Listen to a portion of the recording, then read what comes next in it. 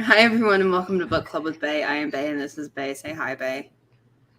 Hi, Bay. And this is Other Bay. Say hi. Hello. And today we're talking about Crimson Reign, the third and final book in the Blood Heir series.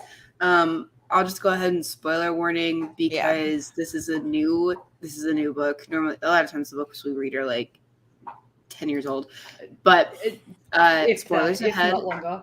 This is Book Club with Bay, not spoiler-free book review with Bay. So if you don't want spoilers, don't listen. Spoilers ahead. Spoilers started like right now. Okay. Well, spoilers started like 2 streams ago, actually, when Addie ranted for a minute, but like it's fine. Yeah. Spoilers continue. It's fine. I was really mad. Spoiling the other books too. Like yes, I have a wonderful little recap because I rewatched our last stream, which was a clusterfuck. It was it? Because we kept going on tangents, and I was like, I'm just here for the plot, so I had to like scroll through to just get the plot down because I was like, I'm just trying to remember what the fuck happened last book. Yeah, honestly, even though we like go through everything kind of beat by beat, not efficiently. And we do. And yeah, but it's not efficient, and it's not honestly a good way to get your information. No, but we made some good jokes. I don't know about Addie, but at least 2 of us have ADHD. I don't know about if Addie does. I don't know, but I don't think I do. Yeah, 2 of us. And we just drag you along for the ride then. Yeah, it's fine. I'm here for it. No, when we're streaming by ourselves, it's mostly tangents. It's mostly like us just talking and then also a book. And then when I'm here, I'm like, all right, what's the next plot? Chapter 6. Let's go. Yeah. I'm like, let's recenter. All right. So should I go through my road so far? Go through your road so far. You're the one. It's long. And honestly, bless you for that work. You're doing the Lord's work. Thank you. Like Jake Paul. Yeah, I know. Yeah, that's sarcasm. We hate Jake Paul in this household. Anyways, so this is long, so you're gonna have to listen to my voice for a while, and I apologize for that.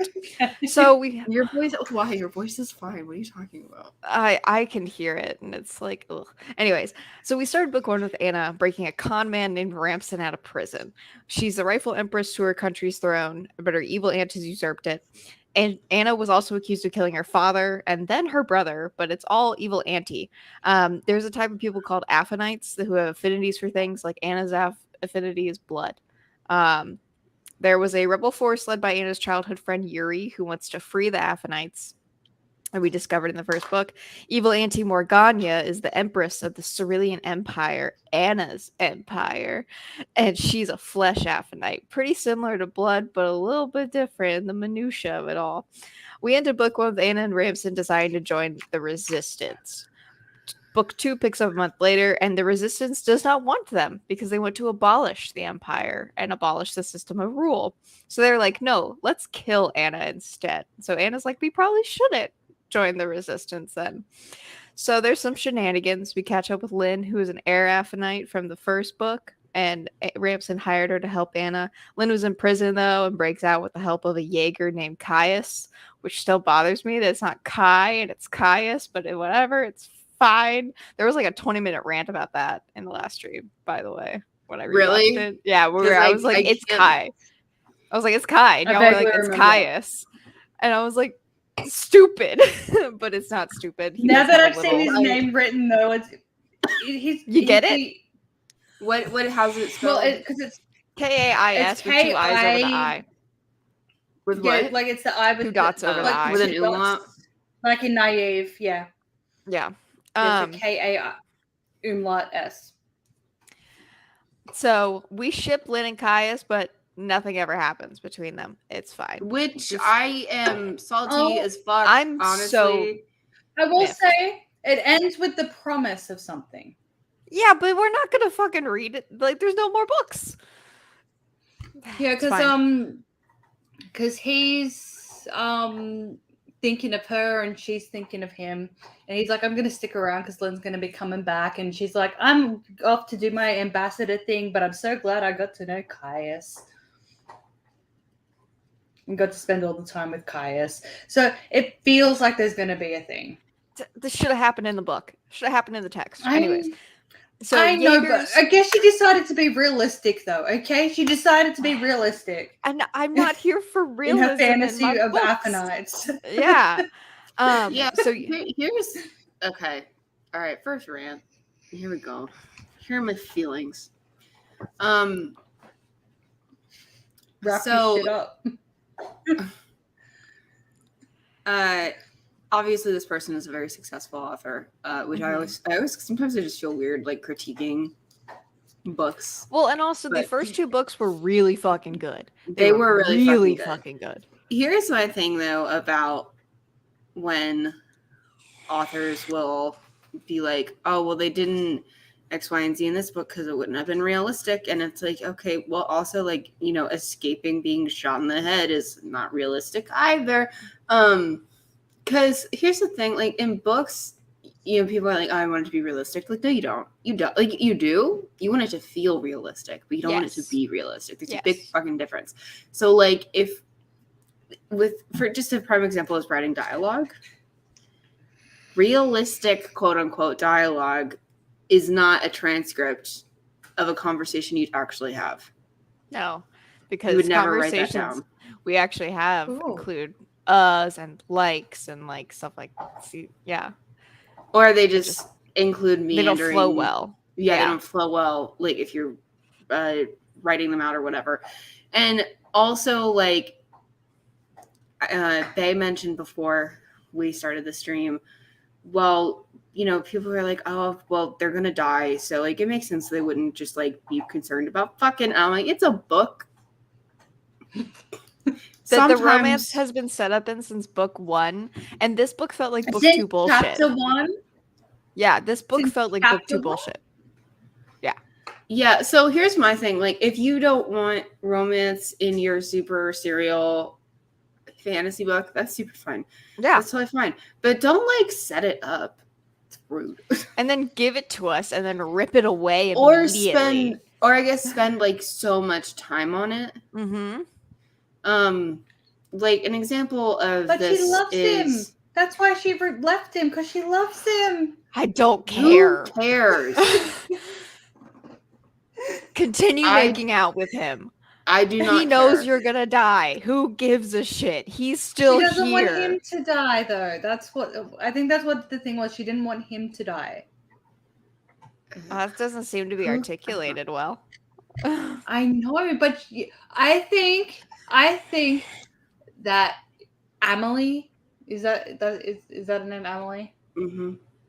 Yeah, I think that Amelie has faith in her readers to read between the lines of like when he finally actually says I love you, and she goes I'm sorry and leaves, and he's like, oh well, that feels bad for him. But then we go to her head, and she's like, the boy I loved, you. Yeah, I said goodbye to the boy I loved. Like the last thing I said to the boy I loved was I'm sorry. What the fuck? What's wrong with me? But she's also going off to like do the final battle. I know. I feel like she's so still annoying. It's still annoying because there's not much resolution. I know, but there's not much. But there's barely any. It has the corniest last line of a book kiss series me ever. again. Yeah, no. The last thing is she's like, where to first? Ramsden took her hand and slipped his old rusty compass into her palm. Wherever your heart desires. Yeah. End book. It's beautiful. But it was book 2 bullshit the entire second half of the book. I know, but I'm kind of mixed because I'm just like we finally got a mature romance out of the series. That's fair. A mature romance doesn't mean that they break up in the last right after act. They have He was going to follow her even after she broke his heart. He still followed her to the middle of fucking nowhere. Great, then why did we do this? Because she didn't want him to.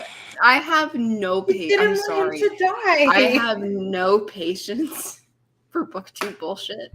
And that's what it feels like. I just don't. It feels like. I have no patience for characters getting together and then being like, I love them as a couple too. That's the problem. I wanted to absolutely- see them.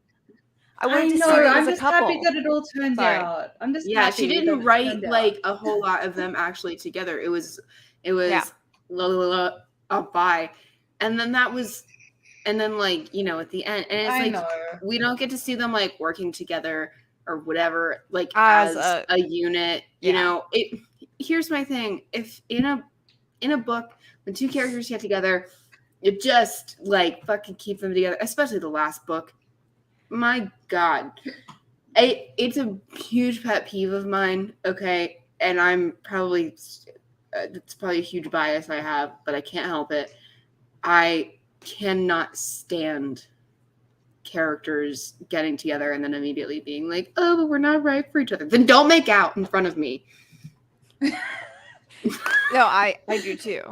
Especially when it's a romance like this that has been set up so well. Yeah, I mean, at least I will say the little page time they spent together this book, you still buy it and you still vote for it. Like exactly. Well, yeah, Like, absolutely. And here's the thing too. So just what you were saying is set up so well. Yeah, we had all of like the trials and the tribulations and them separating in the first place. Like we knew after from the last scene book. 1, chapter 1, that they were going gonna to end up scene 1, together. chapter 1 of the series that was a love interest and they were gonna be a thing. Mm-hmm. And you wanted it the second they first spoke, and he just starts being a smart ass boy. You're like, but yes. it's not satisfying. It's not satisfying. Well, and I don't think it would be as much of a problem if like it had been given different weight in the other books, because it was given a lot of weight in the other books. Like for example, a lot. I'll take the Red Queen's War trilogy as an example of this. One of the first, like the very first scene, it opens with Jalen in like Lisa DeVere's room and being like chased out by her brother. And she is like the main love interest, but she's not in the book or in any of the books really. Jalen thinks about her. You get the sense that he likes her and stuff, but like there's the like romance no isn't important. Well, yeah, there's no page time to it. It is a motivation, but it's not even close to its only motivation. It's more like his motivation is to get home and to be done with all this adventuring bullshit so that he can settle down and like do literally anything else. So it's part of that motivation, but it's given, so it's not, so the romance itself is not given all this weight. In these books, the romance was given a ton of weight. Like their relationship, their relationship is half the story, and how they work together and stuff like that is half the story. And so my issue with them being like, I love you, I'm sorry, goodbye, is that we've done all that legwork that the I'm sorry, goodbye, and then that separation is supposed to cover. That already happened. We already did that. It's all good. Like it's all set up. You're good. Make them make out. Make them, like make them keep. That's my. Out. You know what though?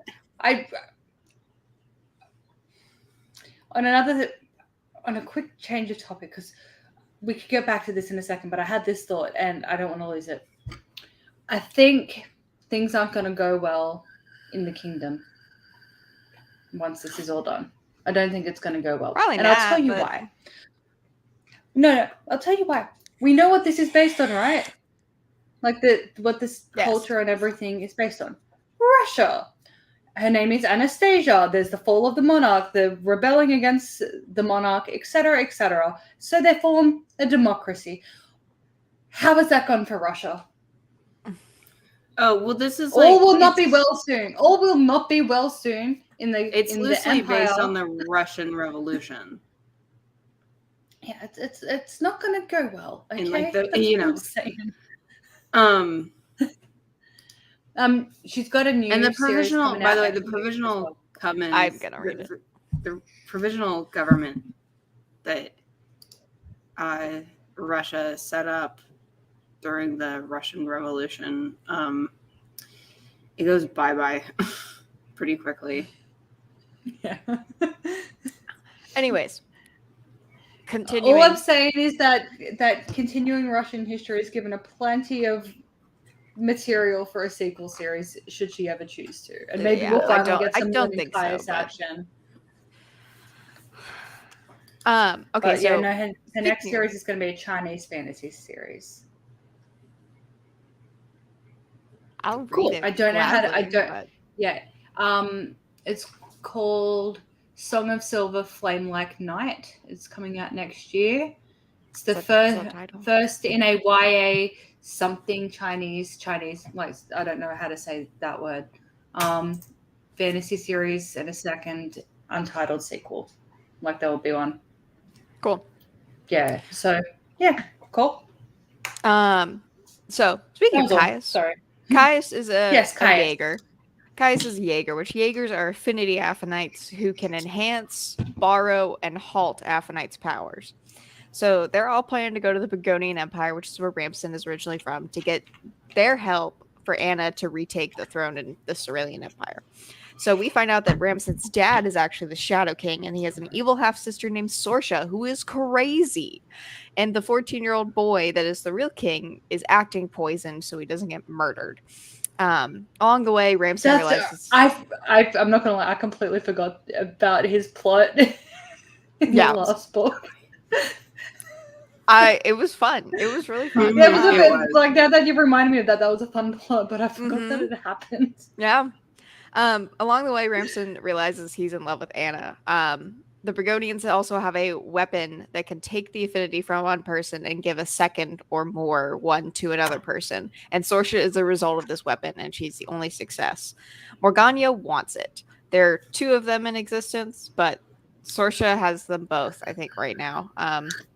They're trying to figure out how to give Aphanites to regular people, or affinities to regular people with it as well.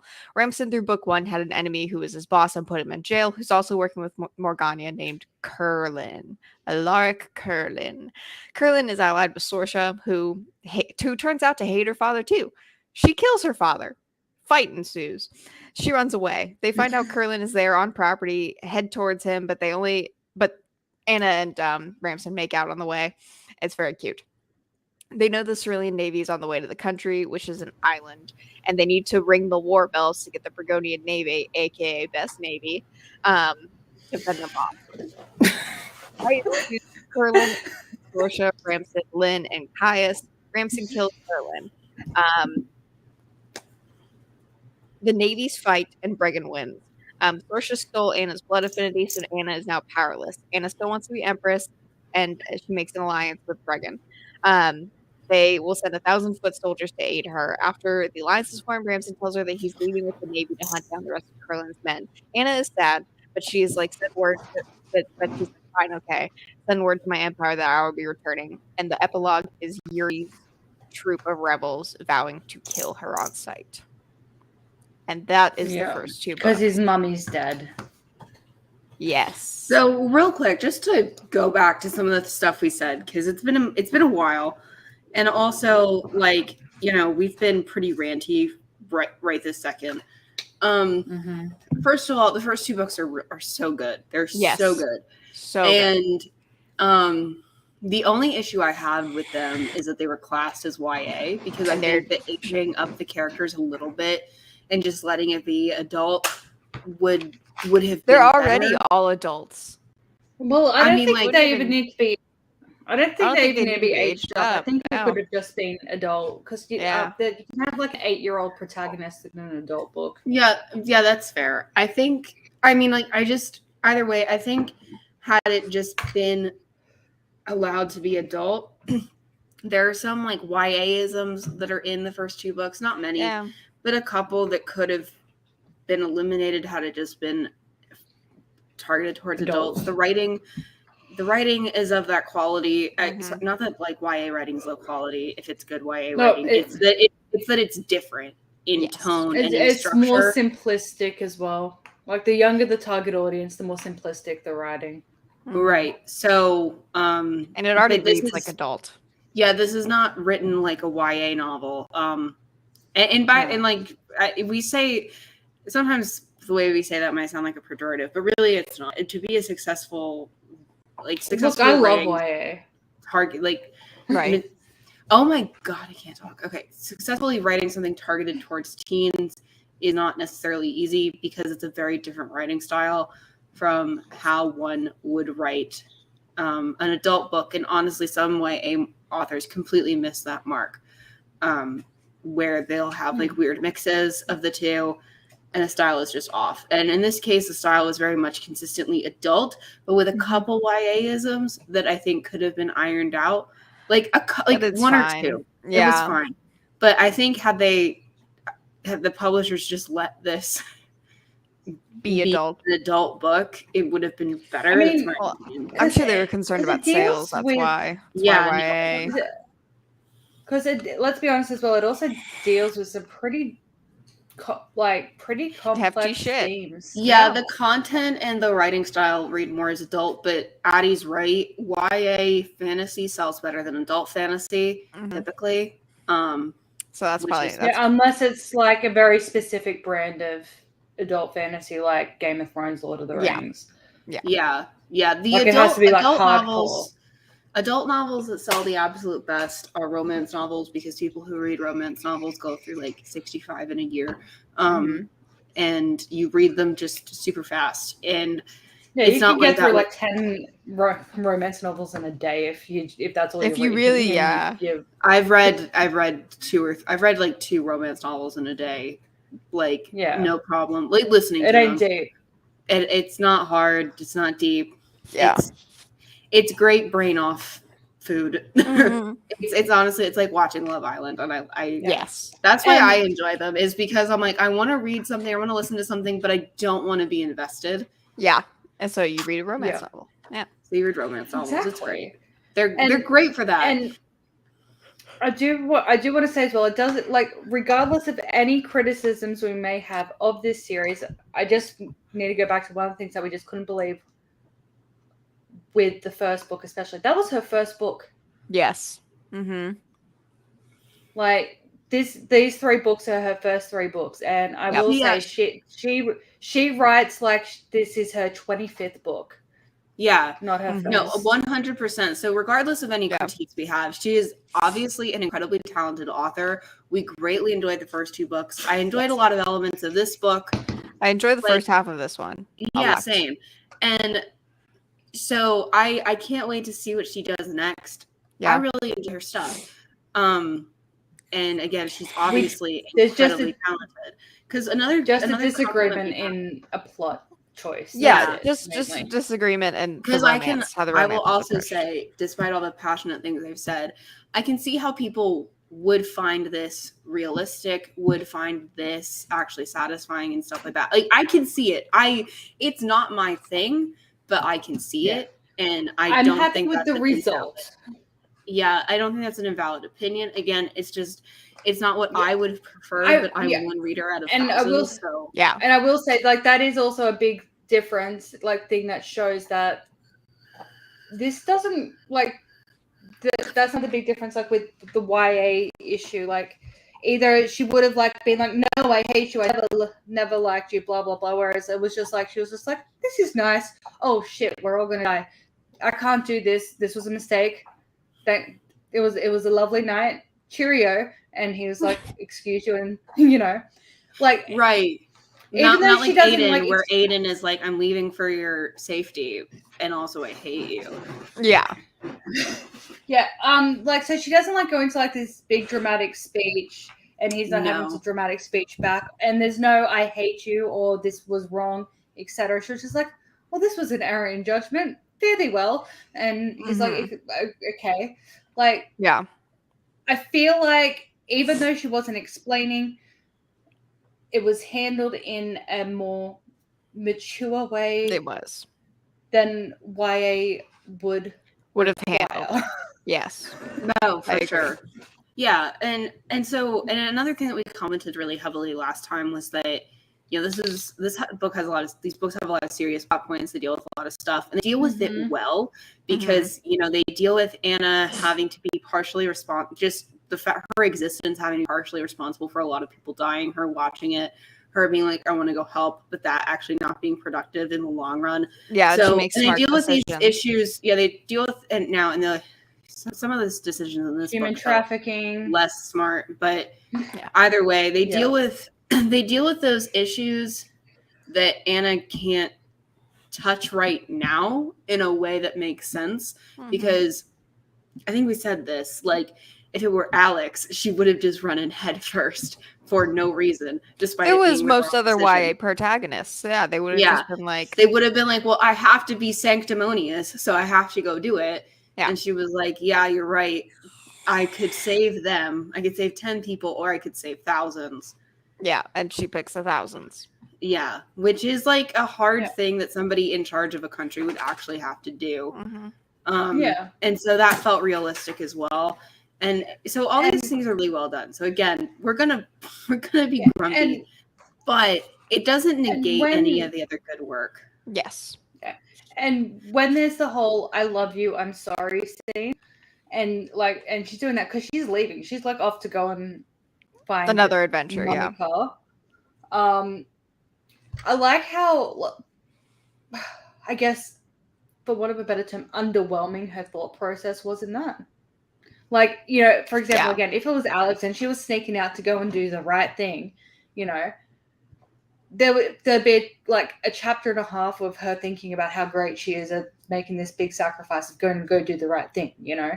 Like you guys remember when she decided, I'm going to go find my mother and kill her. Oh my God, it was a bunch of, it was like this whole big poetic. Whereas like in this one, right, if you just like aren't paying attention for a sentence and a half during that bit, you're like, what is she even doing? And then you, like, I'm not going to lie, because I wasn't paying attention to that sentence and a half, because I was, like, getting through it really quick. And then it got to, like, Ramsden being like, where the fuck is she? And they're like, oh, well, she's off to go. She's after Morgana, yeah. Yeah, like, she's gone that away. And he's like, oh, okay, well, okay. And then it cuts away, and then he's following her. And, there's no pomp and circumstance about any of the decisions they make. And it's not boring, which is also a really good, like, how the fuck does she make not doing pomp and circumstance about any decision not boring? The only boring parts of this book, I would say, were the Lynn chapters. I know, which sucks. The Lynn was chapters, so unfortunate. Yeah, that's the other thing. Is that she did such good character work. You know, where like it can be hard to get people invested in like new characters, and you're giving them screen time and stuff like that. So it can be difficult to get us to go, yeah, more of that, more of not the main character, please. Yeah. And she did a good job of that. So yeah, I was also like mildly disappointed. Yeah. So chapters as well.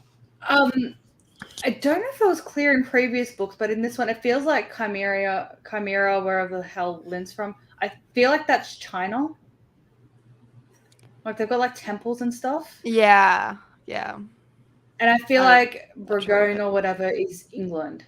Yes, it's definitely. Strongly. The only reason why I say that is, sorry, Noah has been really very much. Is there a map? Is there a Blood Air map? There is a map. It's always like the first page of the book. Okay. Do you want the ebook? Will that help? I got it. I pulled it up on Google's.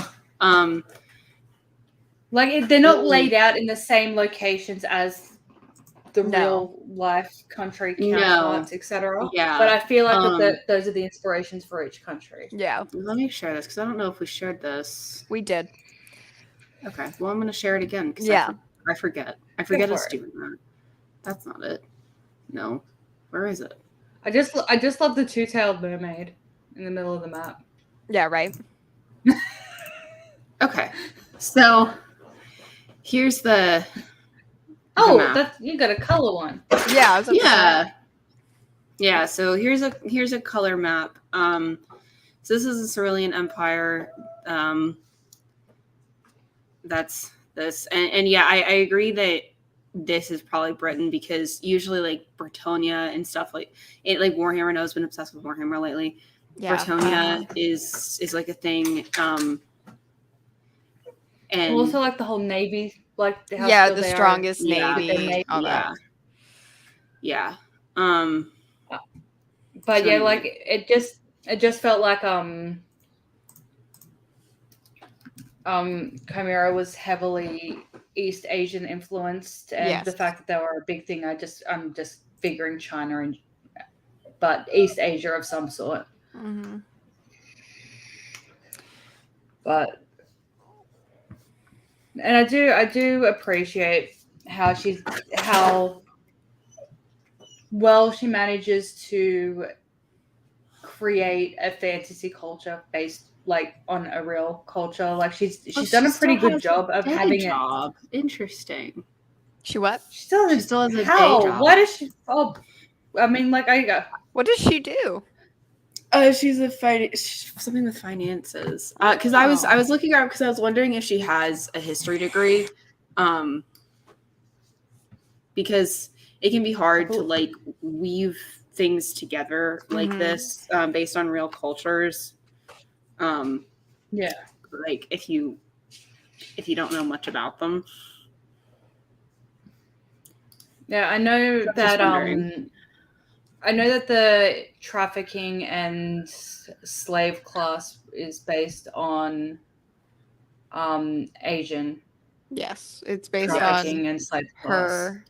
Yeah, and if you'll recall, like because that's what the big hubbub was. Yeah, there was a big controversy about right. We talked about this when we did Blood Air. There's a huge controversy about this book because of the way that she did or didn't gender Russian I forget. That was one thing. Yeah. Russian words, and then also the slavery bit. She grew up in Beijing though, so. That was a whole thing. We covered it, and anyway, there was a time where if you look at the reviews of Blood Air on Goodreads, where people are like, "Oh, it's actually being published! Oh my god!" Because there was a real threat of it not being published.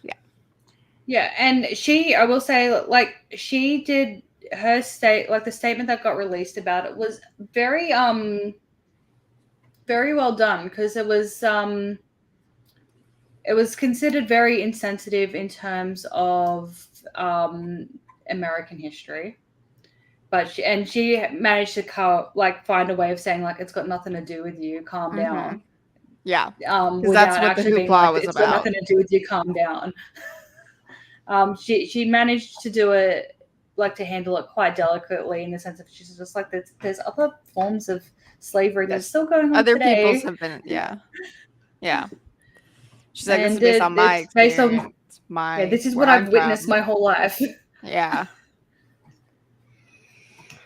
But no, she did because she was born in Paris, raised in Beijing, studied in New York, and now I don't know where she lives.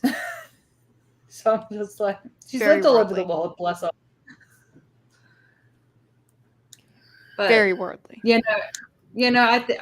honestly think she handled that topic very well. Like, I think so too. I mean, especially because we're not talking about the context of American history. Yeah. No, it's more like the indentured servitude as opposed to outright slavery. It's indentured servitude that is very, very common still in multiple countries, on multiple continents in the world at the moment as well. She did a really good job of it. Yeah, which the Aphanites are the ones that are the indentured servants. Yeah, the indentured servants. Yes. In Cerealia, not anywhere else. Everywhere else they live in peace. Or they're revered. Yeah. Yeah. Anyway. So plot. Yeah. Okay. Everyone's on their missions. Yeah. We could sum up this plot very quickly. We could. Do it. Just do it. Lynn does a temple hunt. Yep. Ramson chills out with the Boy King for a bit. Anna goes home. They all meet up. They defeat Morgana. The end. Yeah. That's pretty much it. How many times do they meet up and get separated this book? I swear. Multiple. It's about like 3 times each, at least. 3 times. Per pair. So, we start with Anna is on a boat heading home. And then And then we go to Ramson, who is trying to find Curlin's people, and he finds this dude who's a scholar that knows about siphons. Then Lynn and Caius are on a boat going to her home. Yep. Now we're on chapter 4. Anna wakes up in a carriage. Oh, Anna's boat got exploded. Anna wakes up in a carriage and she's chained up. And Capitan. Yeah, Capitan gets killed. Very sad. The captain from the first book that helped basically raise her. Protector. Yeah. And he's Morgana has her by the evil. Yeah, Morgana has her, and she's like, "Give me the siphon," and she's like, "Bitch, I don't have the siphon." So they torture her. Ramson. Let's see. He is offered a position in the Brigonian government, and he's like, "Yeah, but Anna though." So, I don't know at one point, but I love how the king's just like, dude, not everything can be for Vaggio. And he's just like, okay, well, I'll have a think about that. I'll have a think about that, and then I will do nothing about it. Yeah. And he finds out from the scholar from chapter 2 that siphons can be destroyed if their owner is killed, but it's not even proven that would work. So, he finds out that it is possible to return the powers, and if they don't get their affinity back, they will die. Because yes, Anna's feeling rough right now.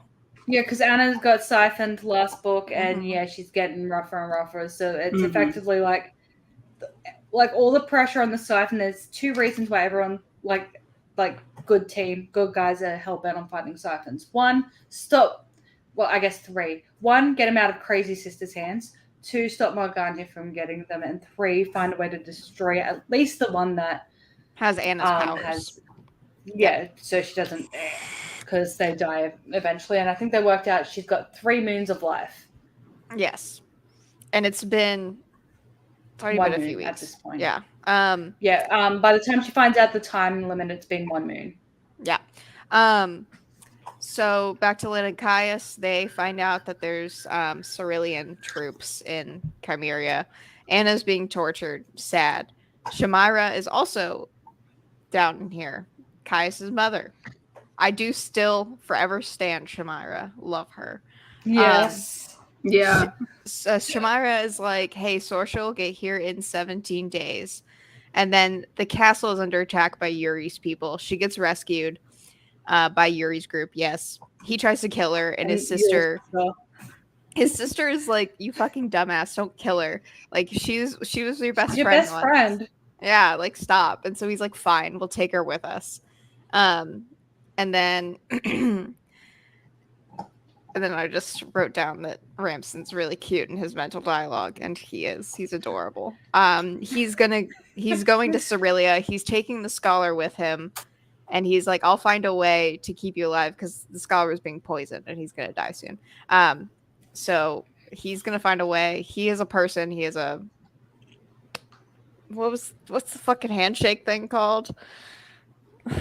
Whatever the deal. He has an agreement, whatever. Oh, yeah. With someone who can help him. And he's going to Cerulia. And Lynn. A trade. That's it. It's a trade. So Lynn flies around, finds this little town on fire. Lynn can fly. She finds this little town on fire, helps the elder, and then the elder is going to take her somewhere, but she's separated from He's like, we have to go to temple to do the rescue, and she's like, okay, we'll go to temple. We have to get the heart, with the heart of it's basically the siphon, like the ultimate siphon. Anna, we're escaping. Yay. She realizes her and Yuri actually just have the same goals, and then she's also like, hi, by the way, I don't have my fucking affinity anymore. And he's like, oh shit, that really sucks, bro. But like, actually, he's actually very sympathetic about it. And she's like, help us cooperate with Bregan. They're helping us. They're with me, please. She's like, I'm not doing this for the throne. Which is she's lying, but she's like, I'm not doing this for the throne. I'm doing this for the future of the nation. But I'm like, you kind of are. It's fine. She has a whole thing about that later. It's okay. Yeah, like she goes back and forth. It's fine. He agrees to help her. And then also in this time we've been going Anna, Ramson, Lynn each chapter cycle, and then we switched it up, and now we're with Lynn again. And I was like, "What the fuck?" I was really upset. So I was like, "I want my Ramson." So they find a Cerulean camp. Lynn finds a Cerulean camp. They're asking about the heart of the deities, which is the ultimate big boy siphon, basically. I do like that about the series is that constantly we're all always looking for the same shit. I think it's funny. Everyone's looking for the same thing always, or the same person. That's how they always keep ending back up together. And I like it. Yeah, I like it. I like it. It's well, it's a also good like plot point. in a series where the plot is fairly complex. It's nice that at least the character motivations are like, oh, I know what's going on. Yeah, exactly. And, it's nice. And at least she's also been able to like find a mutual goal where it makes sense that they're all looking for the exact same thing. Mm-hmm. Yeah, on their different. They're looking at they're finding it for different reasons because they don't know everything the other characters know, but they just know they need to find this one thing. It's very nice. But she gets kidnapped. Kai saves her, and time to go to Temple Place. So Ramson's on a boat. He's in the same city that Anna's in. Everyone's on a boat. This I'm on a. Yep. Mm-hmm. He's found the person he has a trade with that could save the scholar, and so she does the thing, and she's like, "Will you just help me keep him alive? Because he knows how to save Anna." And she's like, "Yeah, fine," begrudgingly, yes. So then Anna, meanwhile, steals a hawk so she can contact the Burgonian forces. They're planning a way to save Shamira. She manages to get a hawk sent. The guy that tried to assassinate her last book is here, and he's like, "She stole a hawk," and she's like, "No, I didn't." And Yuri's like, "No, she didn't. What are you talking about?" Like it's that was good. They're leaving to go back to the Cerulean capital tomorrow. And the scouts found Sorsha. So they were in the same city for like 20 seconds, and then she's leaving. Anyways, Ramson time. He's interrogating the scholar. And then his scouts found footprints of Anna's army. He's like, "Bye, boys. I'm getting my girlfriend." He realizes they're being followed by the Burgonian. No, by Daya, the captain from last book. I didn't mention him in my recap, but she's a captain that got them to Burgonia last book, or Bregan last book. He gets confirmation of where she is, so they're heading to the capital city. Lynn made it to the temple, and and she's like, "Let me in," and they're like, "But we're doing a pray." Yeah, she finds out that there's it's soon. Yeah, she makes it inside. There should be 5 total units of Cerulean military there. All right. Oh man, we are rapidly approaching where I don't have notes anymore and where I get really mad. Yep. So we're on chapter 16, and I wrote down, I know in 5 chapters we have hefty makeout. When are they going to be together again? So she's struggling because she's unsiphoned. Sorsha knows they're tailing her and is killing their scouts. They're in the city. They found her. She uses Anna's affinity against people, and Anna's watching it, and she's like, "This is hurt." And I felt the hurt. It did hurt. Yuri is so mad he's gonna burn himself alive, so that's fun. We're chasing, and Anna knows this is stupid, but she has to, like, she recognizes the chasing Sorsha is stupid, but she's like, I fucking have to do it. So standoff happens, and then it's also not just a matter of principle. Like, she's got the fucking siphon. Like they have. She has both of them. She has both siphons. Yeah. And suddenly we see an arrow go through Sorsha's body. Oh yeah, she's about to yeet Anna, and then like arrow, and he's like, "Hey, sweetie." And Ramson's like, she's like, "Hey, hello, bitch." witch. And he internally is like, she's right there, because she's passed out now. Oh no, she's not. She's about to be passed out. So he has his shoulders and Anna's, and then Sorsha stabs Anna. And And then she's like, "Oh, brother, dearest, you love Anna. That's adorable." And so he her voice in the audiobook, it's crazy as you would think it. Like she sounds maniacal. Yeah, she does. They do a great job. So he kills her. She's dead. I swear though, there comes a point in this book where, like, I swear, maybe I just wasn't paying attention the first part of the book. It feels like Ramson's voice dropped, like the voice that they do, that the narrator does for him. I swear, like, she drops like 8 octaves for Ramson's voice halfway through this book, and I don't know why. Yeah, not a lot of time passes. It's fine. It's not like you went through second puberty. I might just not have been paying attention, but like there came a point where he speaks, and it's in this scene where they meet, like where he sees her, and like you hear him talk to the person. I'm like, has his voice always been that deep? And I don't know. I didn't go back. He's also very injured, so he's like, "Oh, good, she's alive," and then passes out next door because he's like, my bitch is alive. I don't care anymore. And then we go back to Lynn. She's defending a tablet, fighting. Tablet gets stolen. She can't find it. Caius is really injured, so she takes him to the temple and begs him for help. So she's struggling, but happy to see her man. The alchemist from book 1 is here, and he's gonna escape with them. Very fun. She's about to grab the siphons right as Morgana flesh affinites her. So Anna got the siphon with her powers in it, and then Morgana gets the siphon with the other powers in it. I don't think I don't know if it had any powers in it, but they both have one. It's fine. They both touch him at the same time, and Anna has a fuck ton of affinities now. Which is fine. I mean, that's the purpose of the siphons. Because the thing as well is and it's something that Anna realizes while they're chasing Sorsha is just because they have the power doesn't know they know how to use the power. Yes. So like whilst Anna has all of these other affinities, she barely uses them. No, she doesn't really use them. She only finds her own and then uses it. Yeah, I think she uses like a fire one at one point. Yeah. I think it was an accident too. I think it was just an accident. But yeah, no, like she's like, I don't know how the fuck to use the rest of these, so I'm just gonna stick with what I know. Yeah. So she's like, okay, listen, we don't need to turn the city into even more of a bloodbath, so I need to eat. So she gets Shamira and they leave. Almost back to camp. Ramson's still hurt.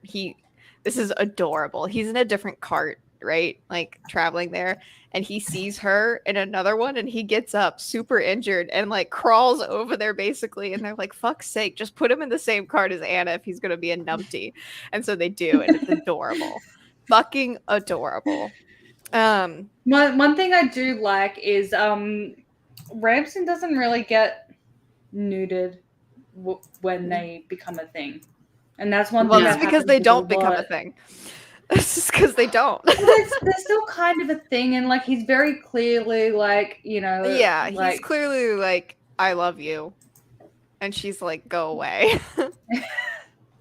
But like, it's like in that Jenny series. Like as soon as they actually got together, like all the tension between all the fun so left that series. Excited to read the next book. Oh my because of the shit show that I texted you. I'm disgusted. I'm disgusted. I am too, and I'm so ready. Just confused. Okay, maybe because like I don't know.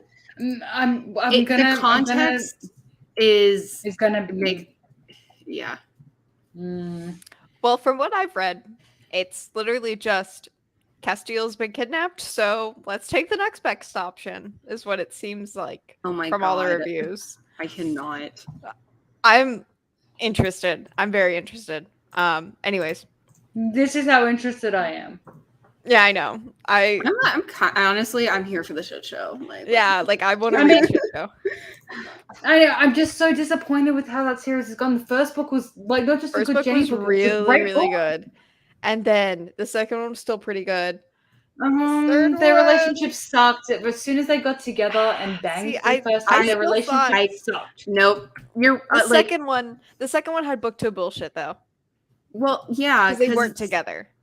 Because we can't have nice things. Like, Third book started going downhill more, and then this next one is gonna be.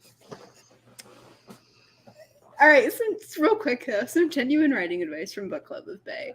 Okay. Are you gonna say what I think you're gonna say? Don't Damon. No, I'll say that next time. Don't Damon. Don't Damon your love interest. Your love interest. Yeah. Like they can. We and the protagonist fell in love with them because they are who they are. Because and it doesn't like cheeky. Some things change once you get into a relationship. Yeah, but you know what doesn't disappear? But Noah's still an ass. Yeah, right? Yeah. Like, okay, yeah, like did he replace all of his sarcasm with references to his cock? No, he didn't. Okay, that's what has happened with this guy. Okay. Yeah, that's what happened with Cass. Yep. Yeah, like all he does is talk about his cock, and I'm just like, I hate. Can we one pick a different word? And two, can we switch it up a little bit? But two, can you have banter outside of like how much she wants to suck your dick? Okay, because there's more to banter than that's not banter. Next. Okay. Yeah. That's not banter. That's foreplay. That's different. Okay, moving on. Let's get to the chapter that made me rage quit for like a week. Yeah, sure. Okay, so she has a Blackstone collar on to stop her powers because she's kind of going a little crazy because she has like 15 affinities. Anyways. You good? No, my voice just killed itself. And so Ramson comes in her room and there's people in Anna's room and Daya is like, hi, people, let's fucking leave these crazy kids alone. So... Don't do anything I wouldn't do, wink. Yeah, and she's like, so I'm dying. And he's like, there's a way to save you. Like, I know there is. And she's like, can we talk tomorrow? I'm literally disgusting. I need to bathe. And so he's like, okay, but like, if you need anything, I'll just wait. So it's adorable. Fuck. Oh, God. She's like, I think that's the other thing that sucked is like the scene. This was so good. And so she's like, she's taking a bath and she's like, he's just like right there and I'm naked. Oh God, I love him, but I don't know if he loves me. And in his head, he's like, just say it, dickhead. And he can't say it. And she's like, hey, can I have some clothes, Ramson? He's like, oh yeah. And he sees her in a towel and they start making out and she just drops the towel. Badass. And it fades to black. No, it does not yet. No, it doesn't. He can't say he loves her because of his like childhood trauma, so he says, I'm sorry. And I get it for the callback for later, but I hate it. Okay. This scene, it was cute. Later, it's annoying. He says he's sorry, and so she's like, I'm sorry too. And they have sex. He starts getting naked and they have sex. Yeah. And then I didn't write any notes. Well, maybe they didn't. Maybe they just had naked cuddles. They woke up naked together in the bed the next day. Yeah. Maybe they just had naked cuddles. No, they fucked. One can be naked in bed with someone else without doing fuck. That's all I'm saying. I'm aware, but not in a book. Neither of them explicitly think it or say it or acknowledge it. Hang on. Fine, they didn't fuck. Are you happy? Is that what you want? Is this what you wanted? No. Chapter 21. Hang on. I'm going to the chapter. Come on. Where is it? For the record, I do actually believe they had sex.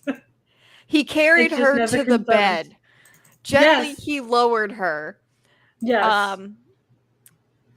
She undoes the buttons on his shirt. Yes. His hands are spread out on the bed beside her. Yes. She is touching his tummy. Yeah.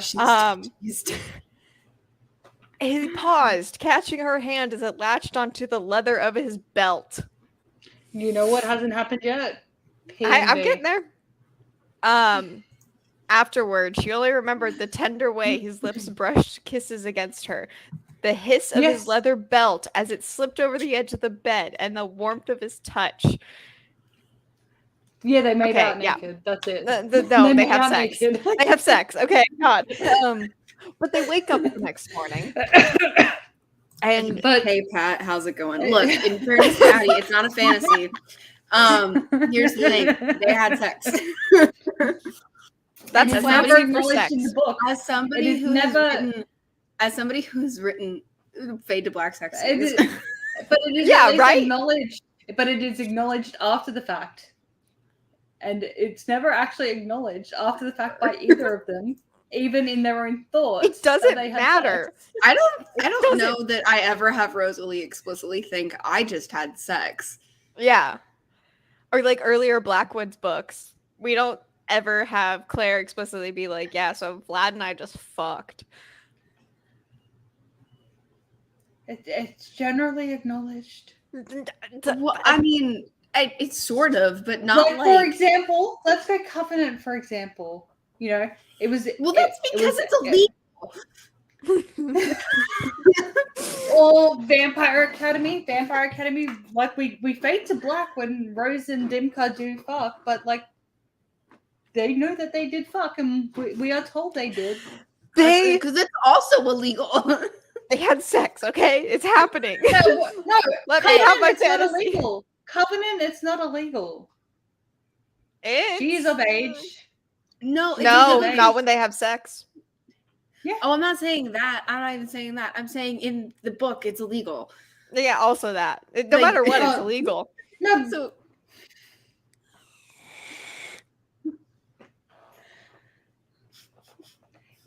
all I'm saying is it's usually at least acknowledged, at least like in thought. And this one is just like we woke up naked. Cool. I think it's that was a crazy cuddle.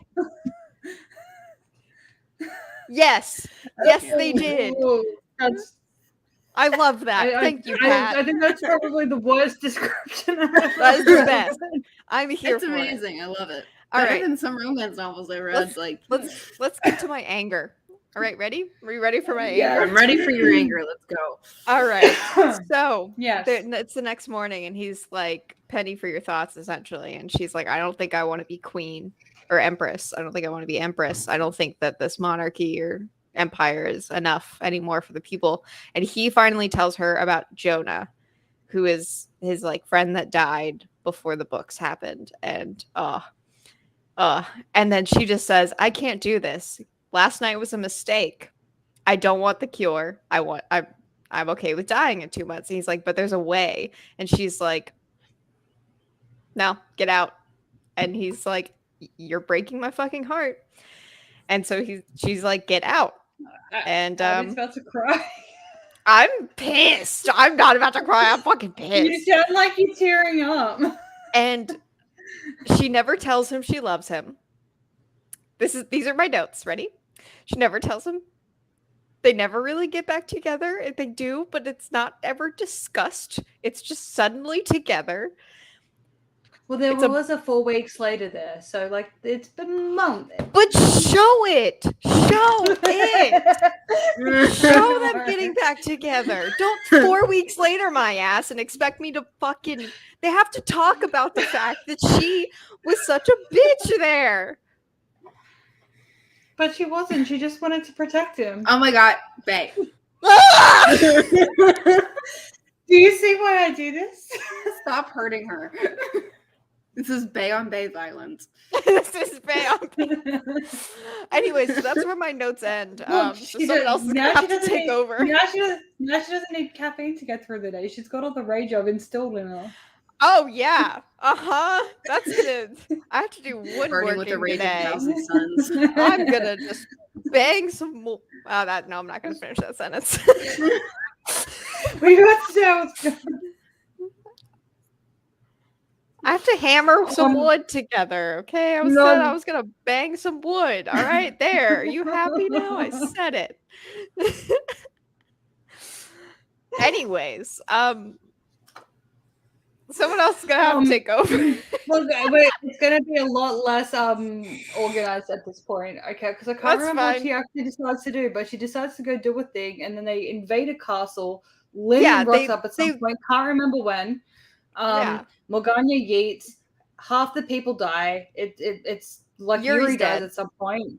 Yuri dies in the battle for the castle, and they win. Yeah. So they technically win back the empire.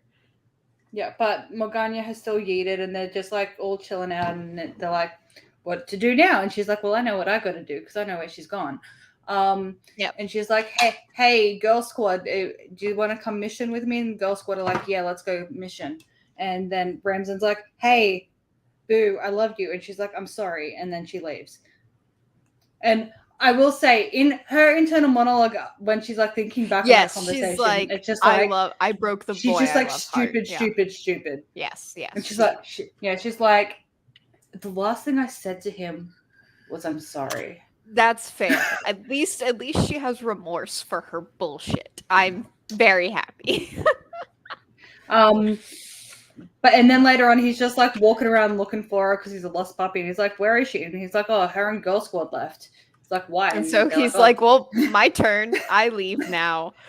And so he does. And it's confusing, right? Because she's with Lynn, she's with Dyer, and they're like, "Hey, let's do a thing." But then Lynn's like way back, and I swear, like, this was really weird, right? Because like he's like just sailing along, and I don't know if it was because I was speed reading or if this is just how it was written. It's like he's just sailing along in his boat to get to the Silent Sea or whatever. And then he sees Lynn battling with a bunch of people, and he's just like, "Hey, Lynn, where is she?" And she's like, "She's that away, but I'm battling." And I'm just picturing him like on the side of his boat yelling out, having this conversation. Because it doesn't, yeah. I swear, I don't. And then he keeps sailing along, and then he runs into the other one. Yeah. No, then he runs into Daya or Daya, however you say her name. He's like, "Where is she?" And she's like, "She's that way." He's like, "Thank you." No, he's on a boat still. He's still sailing. That's how he's sailing, obviously. Have you never sailed? He's still like Kelowna dancing for some reason. Oh my god, I forgot about Kelowna dancing. Is that a dance we're doing at our weddings? Like, oh my god. I will say I didn't. I did not Kelowna dance at my wedding. Well, for mine, we're gonna FaceTime you and Mara, and we're gonna have an iPad on a little cart, and we're gonna dance you around while you Kelowna dance while I dance. Oh, have you seen like that episode of Big Bang Theory where Sheldon like has decided he doesn't want to die, so he just sends like the robotic iPad out everywhere? Yes. And it just travels everywhere. That's how we're doing shirt on it because one of our D&D people moved back to Georgia.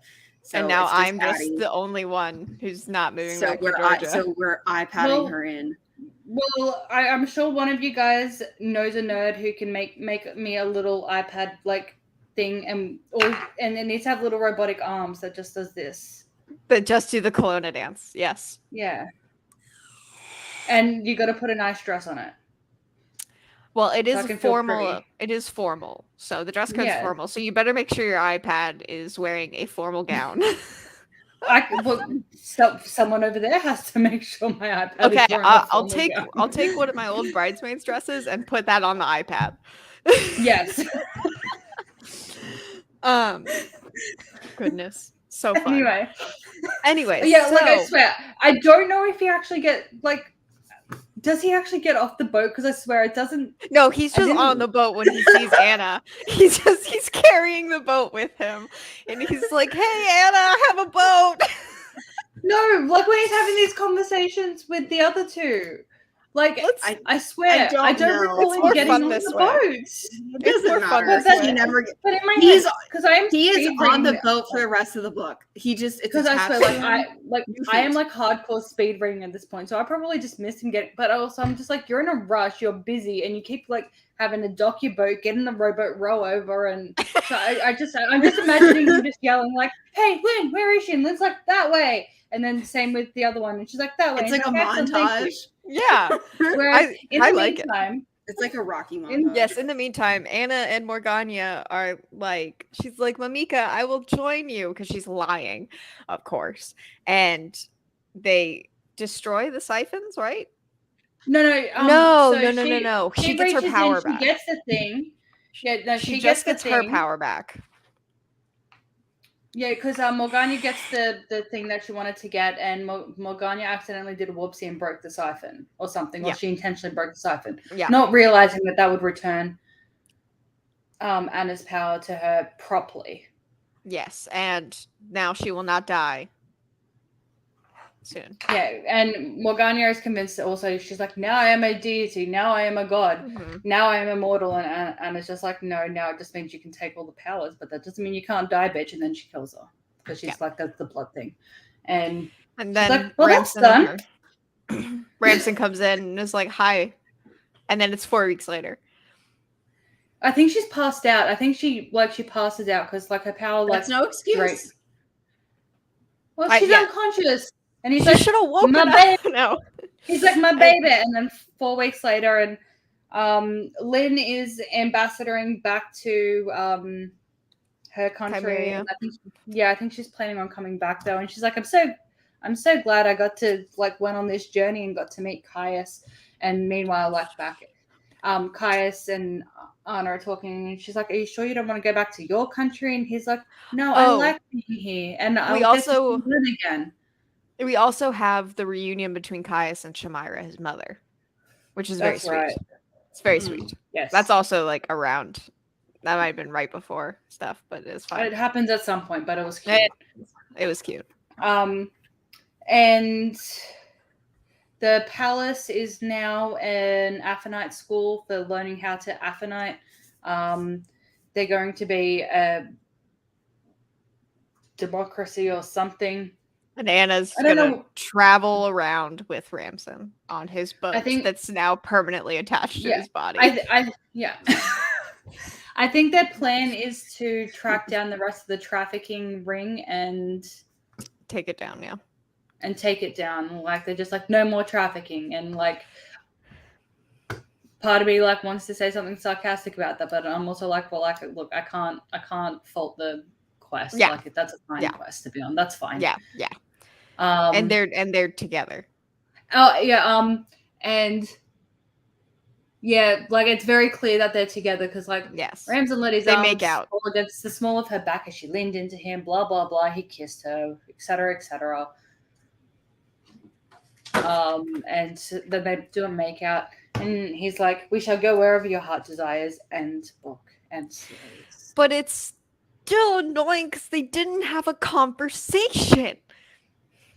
Well, I'm sure they did. We just didn't get to see it. I know, that means they didn't. Which I know is the point.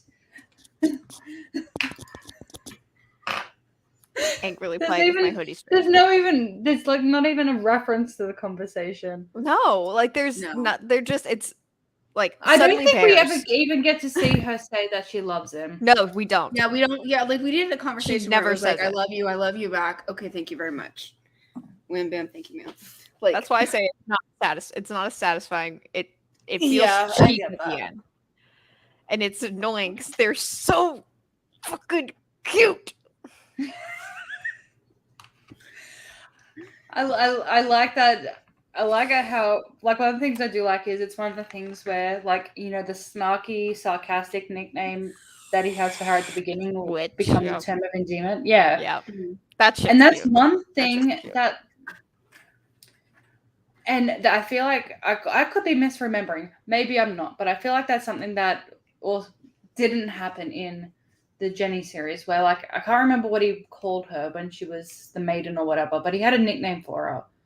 But then after they bang and stuff, it ends up being hey sex bunny, hey cutie, hey whatever. He loses that. Whereas in this one, Ramson's just it goes from hey witch to hey witch. Hey witch. Yeah. It changes. I'm interested to read the next Jenny one. Very interested. After reading some of those Goodreads reviews, I'm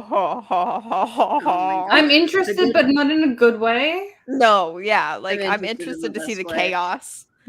I don't want this. All right, it's that time. Why does it have to time for us to go on Goodreads? No, yeah, I'm looking it up. No. I'm also going to look up this Crimson Rain on. See what people say. Yeah, I wonder if I'm like the only one who's really miffed about all this. I just enjoy it. I just enjoy. There's so many 1-star reviews. Not for this one, but for the next Jenny book. Mm-hmm. Yeah, it's all coming from that thing.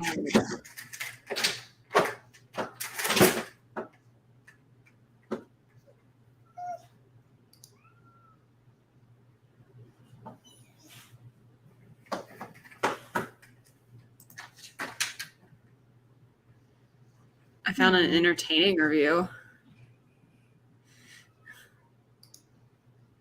Hold on. Let me send this to you guys. There's not a lot of bitching about the romance in the reviews. No. There's one. Like, by not a lot, I whiplash. haven't found one. The whiplash of Anna and Ramson at the end felt needlessly dramatic and didn't do it for me. Yeah. Here, I'm sending this. Sorry, this is a review of the other one. Dude. Yeah. Yeah, there's not really. Again? What's that one called? The War of Two Queens. Ah, yes.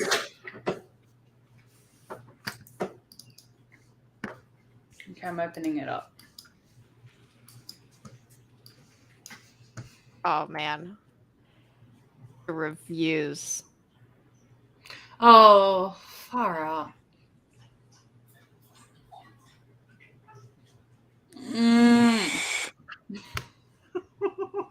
Yes, I've read this review. The defensive review. Oh no, not the defensive. I the sent defensive it to you. one? Yeah.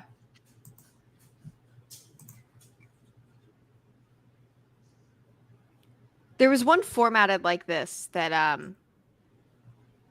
that had the quotes, the one that I sent you.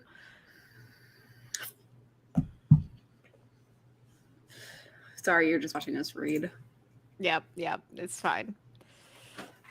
Honestly, I would like to, once we read it, I want to come back to this review. Yeah, I want to come back to a lot of the reviews.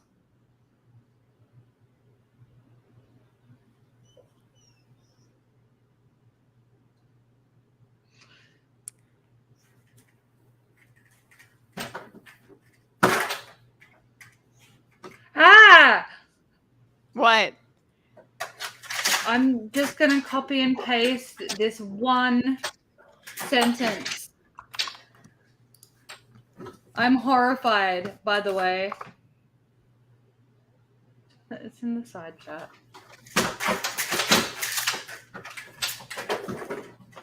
See, it's weird. It just reads a little weird.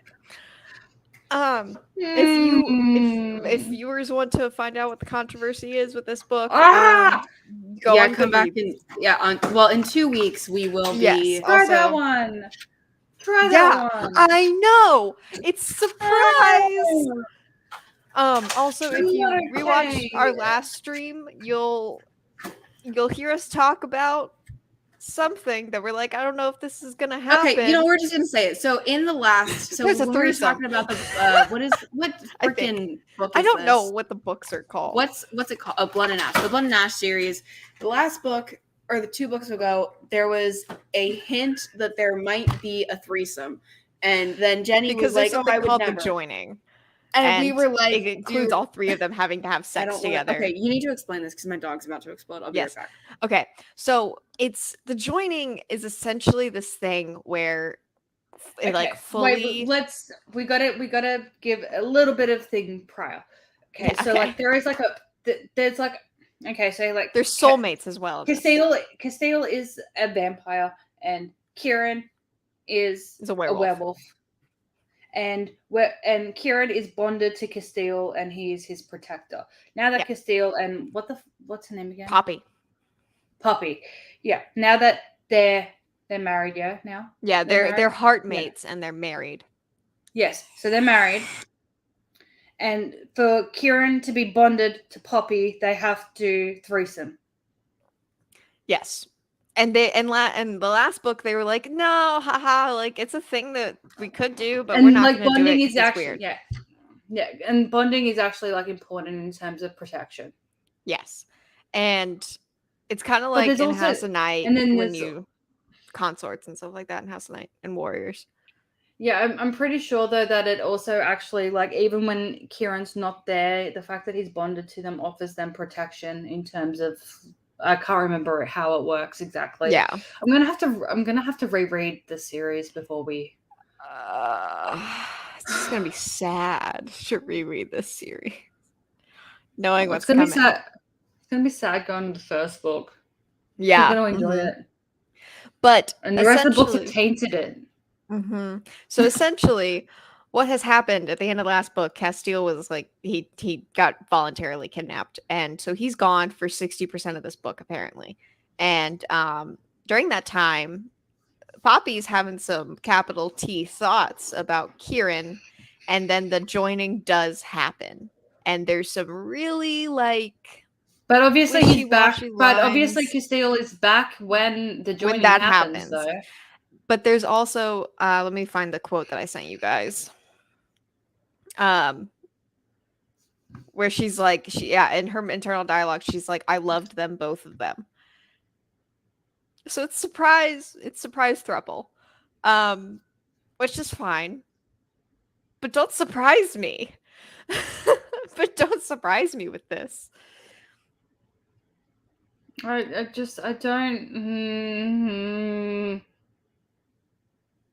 I'm not okay. And also, one review I saw was like, possessive men don't share. And that's the thing, is Castile is very possessive, because most romance love interests are. And he's just like okay with this. It seems like send it. Like, okay, like they don't just threesome, like they poly by the end, I swear. Like that's what this review is about. Like it's presenting the evidence that they're poly by the end.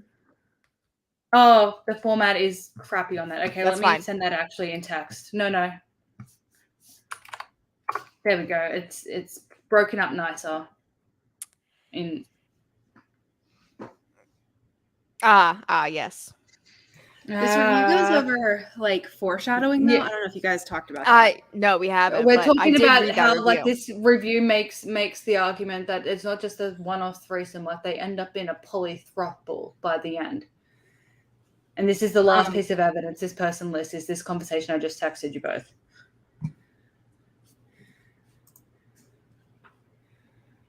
Yeah. I'm also upset because always and forever is the thing that Nayli in One Tree Hill always says to each other.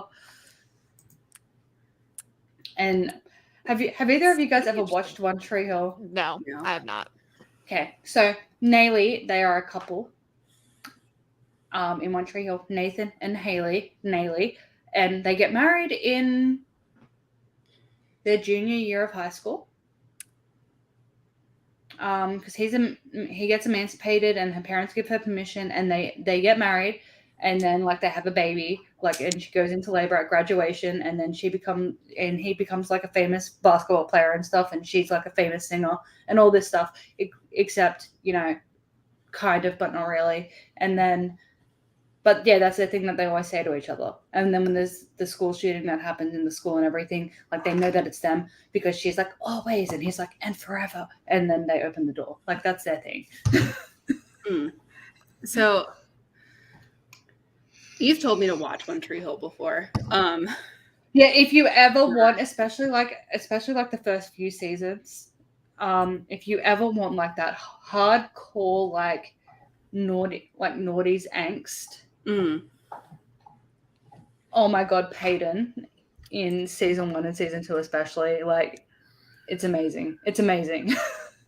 So let's talk. So I want to do this actually. I think this is a good idea because we haven't actually read this next book. We're going to, obviously, but we've read the first 3. None of us have yet. We've just seen. So I actually want to talk about outrage this without us reading it, and then maybe revisit it after we've read it. So this person is what was the soccer mom controversy? Middle-aged FB moms or something? So apparently they love it because they're there for the romance and the kinkiness, and actual readers that are here for like the fantasy romance are mad because it's like, this is just so like the soccer moms on Facebook are like defending Jenny, while everyone else who was reading it for the story is So angry. here's my analysis of that. Here's the problem. This book is showcased as a romance, but it's got too much plot. It's a romantic fantasy book. Like, right. You have both. It has, but like it takes on one of those issues. The series didn't start off as that though. Right. So it's taking on one of those issues where like the romance was a hefty subplot, but not really. And so a lot of people can read this book for not the romance, although as you get later into the series, good luck with it. So, and that's not a problem. It's just that like I mean, a book being a romance novel is not a problem. I read romance novels. I like them. I don't care. I like them. They're fun. They're easy to read. This, if I were going to pick up a romance novel, I would not read this because of the other content. Because when I want to read a romance novel, I don't want to think about complicated plots. So it's not like, so in pure fantasy romance, where it's just fantasy, let me just explain this real quick. Even if it's a fantasy world with like politics and stuff, the plots and the conflicts, the external conflicts are super simple. Okay, so you might have like, I'm a princess and my dad doesn't like me. And maybe you have higher stakes, but it's resolved fairly simply. And it's like not, and usually like the love interest is part of the solution, right? And like the stakes are high, but not like super high, you know, like you never get the feeling like, oh, something bad could actually happen. You're just like, oh, we're just going to go fight in a castle garden and then we're going to win. Then we're going to fuck. Right. Like that's the vibe. This book doesn't have those vibes, but if the soccer, so that's something this book suffers from, where Jenny has made an actual plot really divorced from the romance.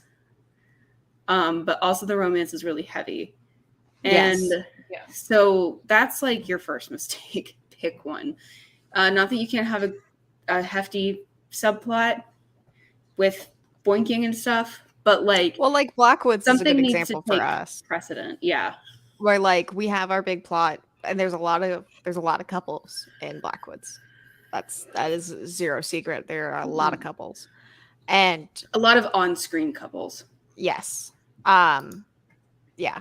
Every world has a lot of couples. Yeah, whatever. I mean, but like, you know what I mean? I mean, like couples are actually following their romantic journey. We're following their romantic journey. And like sometimes that character's plot. But we still have the balance between the overarching plot and these romances. Right. Like and also in Blackwoods, there's a lot of like personal stuff going on underneath the big plot. Like, so there's a lot there. Blackwoods it's like a clusterfuck of genres, but I think we do a good job of balancing everything, balancing it, and balancing like the character parts with the fighting McFight parts. And so my analysis of this is like, you can have people reading these books for different things. They're going to want different things out of them. Yeah. You're going to have people reading it for pure romance, frustrated that they're not getting a ton of romance, or frustrated by the story beats. Like I can imagine somebody who's reading this for the romance having no idea what the actual plot is because they're just skipping it. Yeah. Because just to read the sex scenes. Romance plots are skippable. Like, it's literally just to get the character something to do, something to bond over. So sometimes those scenes, like if you're reading it for the romance, are like, I don't care about the queen. Give me fucking, you know, or maybe the other way around. Yeah. It's like, I don't care about the fucking give me the queen. Right. And this is a book that I think can pull people in very different directions depending on what you're here for. Yeah. So, I feel like, again, because the first book wasn't a romance book. Not really. Like every book after that has been no, there was a flirtatious subplot in the first book. That was it. And they made out a few times and almost blinked in the. That was all towards the end, though. Yes. Yeah. There was a lot of no one that's there for the romance is reading that whole first book. No. You know. So she's more or less drawn in she's drawn in an audience with a fantasy book with a romantic subplot, and very solid fantasy book. That first one's very solid. Oh yeah. And then she just turned it into 50-50 for the rest of the series. Yeah. And sorry. I feel like a lot of people from the first book, probably like from the first to the second, probably had a similar sort of thing to us, where it's like, this is a completely different book in the second book. And of that, I will say there's probably a lot of crossover between fantasy readers and romance readers. Mm-hmm. And the ones that are heavily that also really enjoy romance and stuff, they probably actually really enjoy all the added romance plots. So the thing about that, like what you just said, I want to touch on that, the fantasy and romance crossover. So if you read reviews for a lot of adult fantasy books like Mercy Thompson, where they're targeted towards women, but there's not boinking. There's the rare boink. Or there's a rare boink. Or like Mercy and Adam don't really get together till book 3 or whatever. They're kind of two ships passing the night at first, and in that regard. But she takes a lot of time to develop that relationship. You have a lot of frustration in that first book, because when I look up romance novels, I've had Mercy Thompson books recommended to me, and they are not romance novels. No. In the slightest. If you go on Audible and you go to the romance section, it'll be like Mercy Thompson, and I'm like, what are you talking about? I love Mercy, but if I was looking for a romance, Alpha and Omega is more romancy than Mercy, but even Alpha and Omega, still not like not a romance. No, because you know the plots are never like strife between the two characters. Like it's not about that. But a lot of urban fantasy, high fantasy stuff that's targeted towards women is just sex. Yeah. And so for a lot of people, that's what they expect. But then there are fantasy readers who don't want that. And like I said, this book targets both those groups. And for me, I actually don't like romantic fantasy, because I don't like romance fantasy novels. It's not my thing. Because if I want to read about werewolves, I want a good story about werewolves, is how I feel about it. But that's just my preference. But it's not a lot of people's preference. So with all that being said, this person talks about using middle-aged moms as an insult is very sexist and ageist and just fucking gross, which fine. But again, this book, I think the series really like draws upon both audiences. And at the end of the day, you can only deliver so much. And it seems like she's leaning towards delivering for the romance side. I know. I just wish she had stuck with the fantasy, because the pre-romance it was good and it was amazing. It was so good. Also, when we're talking about threesomes, I want to cover this too. I don't want a threesome. Threesome polyamorous romance is a genre. Mm-hmm. It's usually called reverse harem romances, because there's sometimes can be more than 3 people involved. It's a lot. Mm-hmm. And it's a fairly popular subgenre of romance novels. Most of them are very poorly written, and they're weird. But I'm just saying it's a subgenre that exists. It exists. It would probably be better if people who could write wrote in it, but that's not my point. Anyway, but here's the thing. If you're looking for a book like that to read, it's advertised it has a tag. Usually you'll see on the cover one woman and like 45 men behind her or something like that. We didn't if you read From Blood and Ash, like I will say, like I read the foreshadowing points, and I'm not gonna lie, yes, this has been a long time. I want to get into them.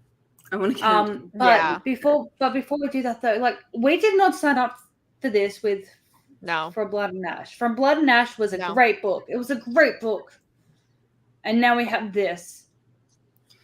So let's now talk it's about Jenny. Now we have a sleek muscle thigh slid between mine, pressing in. I had no idea if it was Castile's or Kieran's, and I'm not okay. Let's get into. So the Update first the name book of the has stream to Crimson Rain and War Two Queens the foreshadowing. The first book had only a subtle hint, but it was there. So where she's talking to Kieran, you shouldn't be in here, and I shouldn't have to explain that. You have nothing to fear from me. Why? Because of him. She's talking about Castile. He would be annoyed to find me in here, and then he'd be intrigued. If I recall correctly, though, she's like, what? Yeah. Like, from Poppy's perspective. But all she's saying is that it's just a minor, little hint of a thing being a potential thing to occur in the future, which I guess is, I can see what they mean. Right, but in this context, it equally can come off as a half-hearted love triangle. Yes, which you would actually. I would have expected that. So then the foreshadowing from the next book, the joining is introduced. We know. That must have been when we were like, I feel like she's teasing the fact that they could do it. And it said the exchange of blood between the three can become very intimate, leading to sex. Poppy says she's not repulsed or disgusted by the idea. That she is just true. Doesn't know how it would work, which is why we were like, oh God. We were like, oh no, I think this is gonna happen. Yeah. Yeah. And she's intrigued. Also, then Castile has to feed Kieran, and we were also uncomfy with this. Yes, we were. Room, making sure he won't hurt Poppy. And then she says JLA made a conscious choice here to have Kieran behind Poppy, touching her while Castile fed from her. It's because Castile shoved her into him. Yeah, what I remember. Yeah, I did. I didn't know how I was still standing. Yeah, even to make Cass press them both against the wall. Yeah, Castile was doing that. But also Castile's out of his mind. Yeah. But the scene that made me realize we were getting a throuple in the series was when the three slept together and this happened. Yeah. I turned to Castile in my sleep. He was on his back. I'd all but climbed on top of him. Stuff.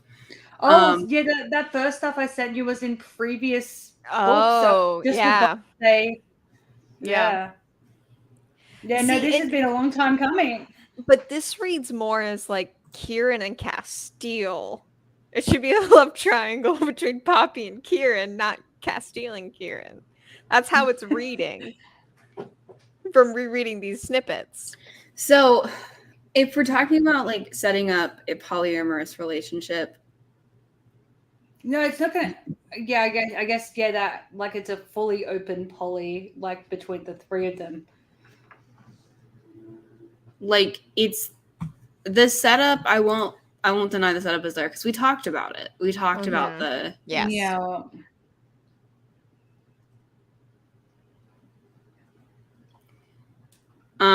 Yeah, it's because then there's moments between Poppy and Kieran as well. There's it's all just awkward. I don't like it. I don't want it to happen. But one thing I saw one reviewer say was then what's the point of her and Castile being soulmates? I'm sorry, you mean heartmates? I'm not saying that. What's the point? What's the point? I'll tell you what the point is, right? Okay. Him and Kieran are bonded, so they've got their super special bond, right? Yeah. And her and him are heartmates, so they've got their super special bond. And then the joining gives her and Kieran the bond, which gives them, they each have a super special bond with each other. And without the heartmate thing occurring, then there's no super special bond between her and Castile. But each of them needs a single soulmate, though, does imply that that's not where we're headed. I think that's and I think that one plot point sort of negated in my head all of the foreshadowing. Yeah. I feel like what it is, right, is they're in love with each other, but Poppy and Cass, they're heartmates, right? But then with Kieran, each of them have like a lot of trust and affection and love for and sexual attraction. So they're not in love with Kieran. They just trust him and want to bone him. So I think that's what the difference is. They're not in love with Kieran. For now.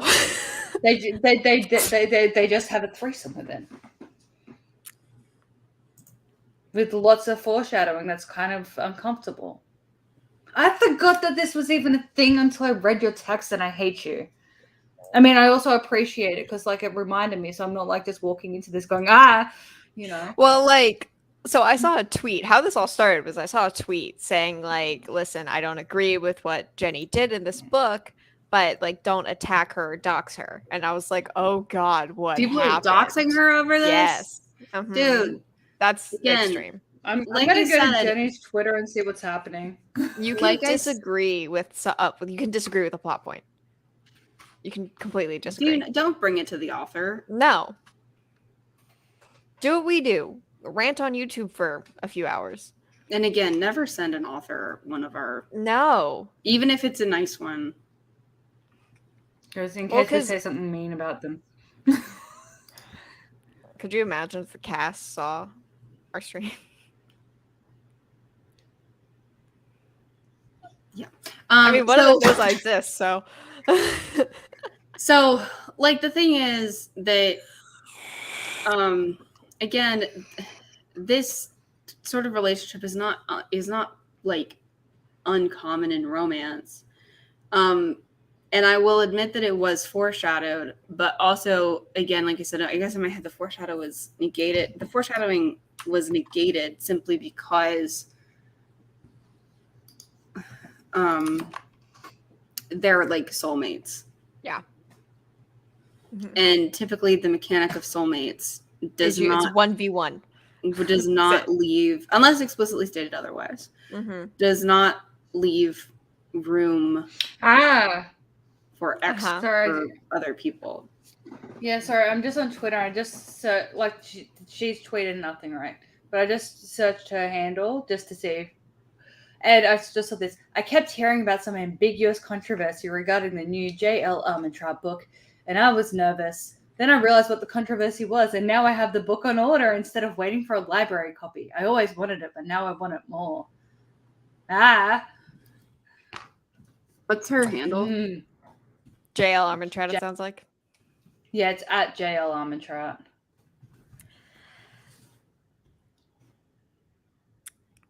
Listen, sadly, it's not Poppy Cass anymore. It's Poppy Kieran Cass, and I hate it. It was one of my favorite series, and it got ruined because people wanted some unnecessary thing called the joining. Yeah. Because it did feel like for a while she was testing the waters to see how people would react to it. Because that's something we said. Was it Jenny? Jenny did the Gargoyle series, yeah? Yeah. I'm having a blank. Yeah, she has left the choice up to the audience before. She let people choose the wrong love interest. Yeah, I remember hearing this from y'all. Yes, and whenever we get to rereading that, yes, we will. I guess prior to the last book, prior to the last book, when we do like the second last one, you are going to have to declare who you think is correct, and therefore who you think is correct, and therefore who you believe she ends up with, which would be the opposite one. Yeah, I'm intrigued. I'm ready.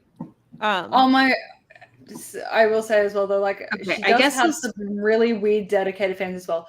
J.L. Armentrout is an incredible author, and I'm in tears right now thinking of all the hate she is suffering with. Why are you crying? Where is the actual controversy? Is it like on Facebook? I think it is. From what I've seen, because it's not on Twitter. It seems like Facebook. Wait, from what? From the Goodreads on reviews. Oh, okay. It seems like the shit's go. Oh God, go down. I want to find. I want to find the shit. I want to find it. I want to find it. Now we're on a mission. Me too. Same. Okay, so let's go to Armentrout.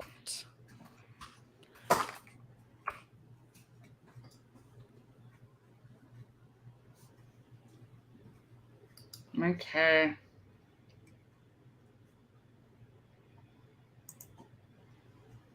Oh, she did it. She did a Instagram. She did an IG live for it. I'm not finding any. It could have been heavily moderated. Like they might have deleted all the. Oh, she's been deleting comments. I've seen Goodreads reviews saying that she's been deleting comments as well, so we might not actually find anything.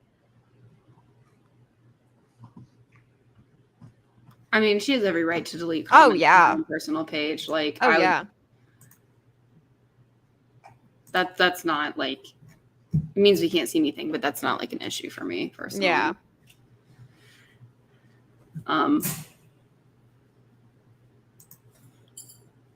Like nobody's entitled to see. Nobody's entitled to nobody's required to just let people yell at them in their own personal pages. Oh yeah, no, like it's fine.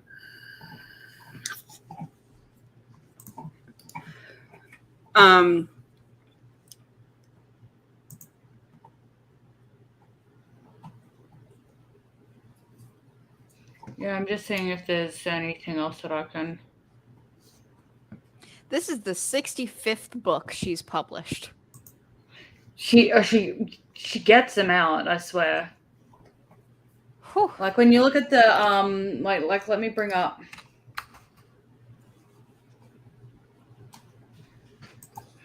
with Covenant, for example.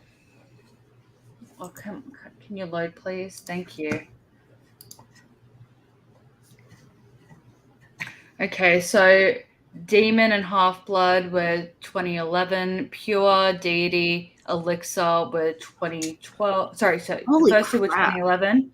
Those three were 2012. How is she doing that? Well, to be fair, two of them were novellas. And then on the other hand, also like they're pretty shit. They're not very long either. Yeah, and then Apollyon and Sentinel were 2013, and then with Lux, because I'm pretty sure Lux and Covenant had some crossover in publishing. How? Yes, she was publishing both at the same time. So then Lux had. She must type until her fingers just bleed. I mean, she must work 12-hour work days.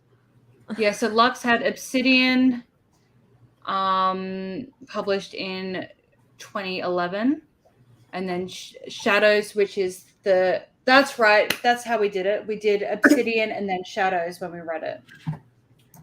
Generally, I like you a lot, but I refuse to buy another one of your books until you hire an editor. Until you what? Hire an editor. Ooh. God. That's the publisher company. That's the that's the publisher. That's not her job. Yeah. Yeah. Sorry. Oh yeah. By the way, guys, real quick. Oh my god. When we're talking about books that are traditionally published, a lot of decisions that you might be like, "Why the fuck?" It's a publisher decision. Yeah. Like it's even hard to know plot points. It can be hard. Yeah, even sometimes plot points that you're like, "What the fuck is this?" It can be hard to tell where the publisher and that begins and the author ends. Mm-hmm. So,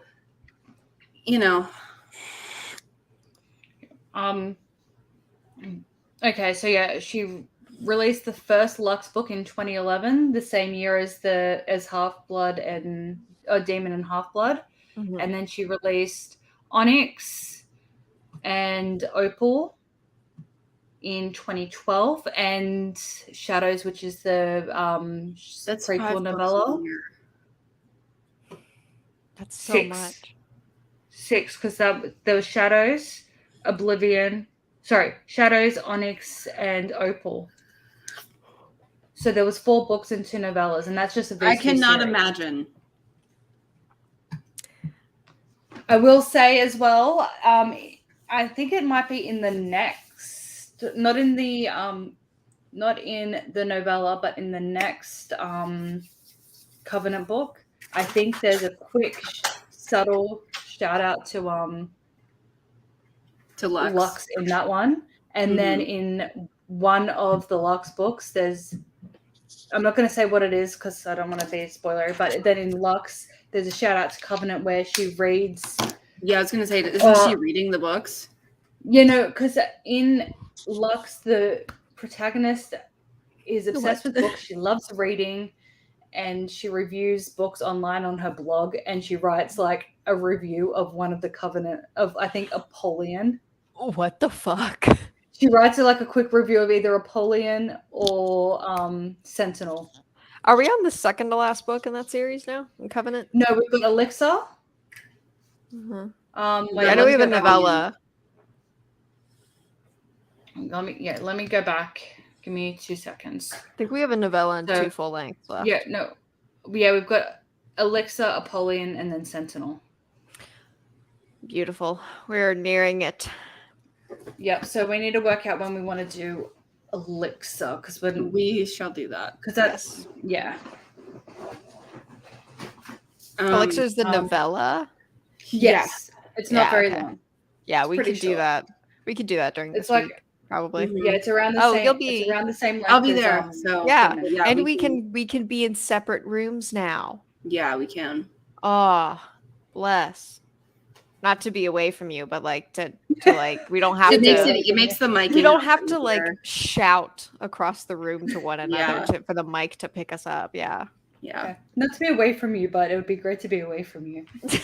No, and just wait for the stream. Yeah, we could probably do that next week. Yeah. All right. Well, we'll figure that out, and then once we're done with Elixir and Apollyon, we're gonna do the other book, the fourth book. Yeah. And then after that, we'll finish up Covenant. Yeah. And then are we going on to Lux? I think that's what we said. Yeah. We might want to take a Jenny break. Yeah. I don't know though. Just read a one-off of something. I don't know though. Like, just keep the hate flowing.